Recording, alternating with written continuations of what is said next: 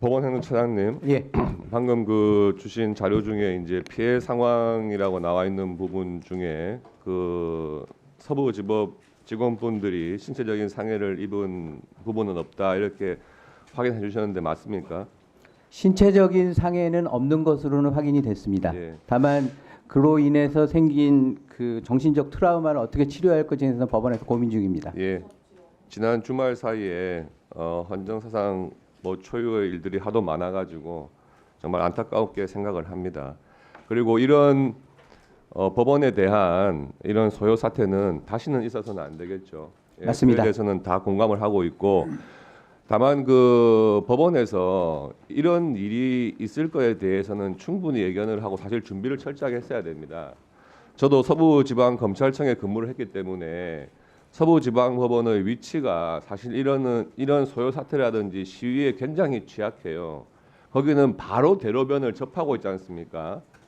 그래서 법원까지 들어가는 어떤 좁은 길이 있는 게 아니고 그 앞에 대로에서 시위를 하게 되면 그 시위 사태가 법원에 바로 영향을 미칠 수 있는 그런 위치에 있단 말이에요. 서부지방법원이 그렇지 않습니까? 그러면은 그 전부터 이 서부지방법원에서 체포영장 발부하고 구속영장 하는 것에 대해서 많은 그 시위자들이 그 현장에 있었단 말이죠. 그렇다면은 그런 위험성을 고려해가지고 충분한 사전 대비를 했어야 되는 것이 아닌가 하는 아쉬움이 크게 남습니다. 네, 한 말씀만 올려도 되겠습니까? 예, 제가 질문 드릴게요. 예. 예.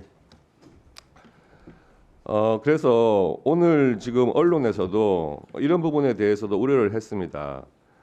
구속영장 발부 과정에서 굉장히 이 공정성이나 형평성에 의심을 하게 한 이런 부분들에 대해서도 지적을 해놨어요.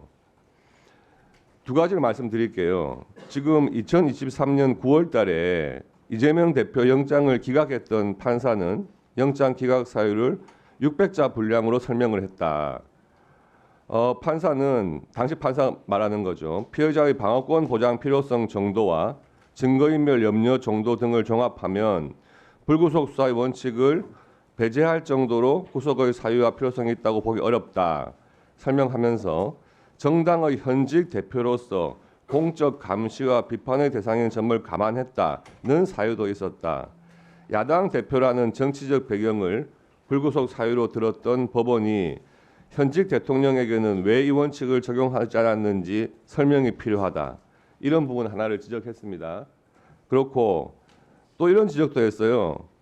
영장 심사가 주말에 이루어지면서 대통령 영장 심사는 영장 전담 판사가 아닌 주말 근무 당직 법관에 의해 이루어졌다.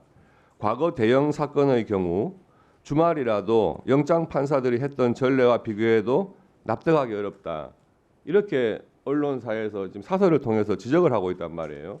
이런 부분들이 법원에 주는 그런 이미지가 뭔가 불공정하고 이게 다른 사례들하고 좀 형평성이 맞지 않는 것이 아니냐 이런 지금 지적들을 하고 있는 겁니다. 그래서 지금 제가 말씀드린 두 가지 지적사항 이재명 대표에 대한 영장 발부 사유, 영장 기각 사유 이런 것에 대해서 볼 때 너무 이 발부 사유가 설명이 부족한 거 아니냐. 그리고 서부지법의 경우에는 왜 영장 판사들이 있음에도 불구하고 그냥 주말 당직 판사에게 이런 것을 맡겼느냐 하는 부분에 좀 설명을 해주시죠. 두 가지 측면에서 답변 올리도록 하겠습니다. 이번 사태에 대비해서 법원의 준비가 부족하지 않았냐라는 의원님 질문에 대해서 먼저 답변을 올리자면요. 사안의 심각성을 판단을 해서 법원의 보안관리대원을 대법원에 소속된 인원과 서울고등법원에 소속된 인원을 추가적으로 서부지방법원에 파견을 해서 보안관리대원을 증설을 해서 이번 사태에 대비를 했습니다. 청사의 보안은 외부적인 부분은 경찰이 담당을 하고 있고 내부적인 부분은 저희가 담당을 하고 있는데요. 구체적인 사건 수사를 통해서 진실규명이 이루어져야 되겠습니다만 이번에 시위대가 진입된 경로를 보게 되면 법원 후문 쪽에 있는 부분이 무너지는 바람에 시위대가 들어온 것으로 보고 있고요. 청사의 출입문을 통해서 들어오는 과정에서는 셔터가 내려져 있고 경찰이 보안 스크럼을 짜고 막고 있는 상태였습니다만 청사 측면에 있는 당직실에 유리를 깨고 시위대가 진입하는 바람에 청사의 출입문도 아마 무너진 것으로 저희는 판단을 하고 있습니다. 그 과정에서 저희 직원들은 당직실 입구를 막기 위해서 이 자판기를 이동을 해서 문을 열지 못하도록 조치를 취하고 대응을 했었습니다만 당직실에 그 유리창이 깨지고 시위대가 진입하는 상황에서는 신변의 위협을 느끼고 좀 전에 잠깐 말씀드린 것처럼 10층으로 대피를 했었습니다. 이런 재반 사정을 고려했었을 때 저희도 정말 예상치 못한 상황이었습니다만 추가적인 인력 투입을 해서 보안관리대원이 나름대로 노력했다는 점을 말씀을 드리도록 하겠습니다. 두 번째, 서부지방법원에서 왜 영장 전담이 아닌 당직 판사가 이 영장 실질 심사를 했는지에 대해서 답변을 올리자면요. 중앙지법 같은 경우는 주말에도 많은 사건이 접수가 되기 때문에 당직 판사가 이것을 담당하는 것은 적절치 않다는 판단하에 오래 전서부터 영장 전담 법관이 그 사무분담을 해서 주말에도 이 업무를 처리할 수 있도록 이렇게 사무분담이 정해져 있는 상황이고요. 중앙지방법원처럼 크지 않는 대부분의 법원에 있어서는 주말에까지 영장 전담 법관이 나와서 이 업무를 처리를 하는 것은 적절치 않다는 판단하에 각급 법원의 내규를 통해서 주말에 접수되는 당직 영장 사건에 대해서는 당직 판사가 담당을 하도록 내규를 정하고 있습니다. 이거는 서부지방법원뿐만이 아니라 그 중앙지방법원을 제외한 상당수의 법원에서 그와 같이 내규를 정하고 있습니다. 예, 지금 내규 말씀하셨는데 예. 지금 사안의 중요성이나 이런 걸 고려할 때 그런 내규로서 설명할 수 있는 부분이 왜 좀 또 아니지 않습니까? 예, 왜 그 말씀을 드리냐 하면요, 이 사안의